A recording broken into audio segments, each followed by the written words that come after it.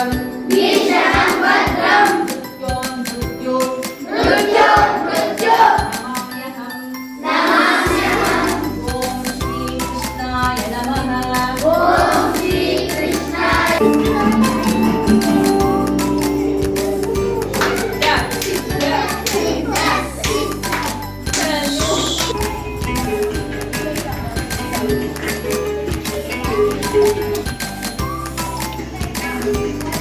Nine, 10, 11, 12, 13, 14, 15. Body balance ಬರಬೇಕು, ಕ್ಲೀನಾಗಿ ಇರುತ್ತೆ, ಕಾನ್ಸಂಟ್ರೇಷನ್ ಇರಬೇಕು.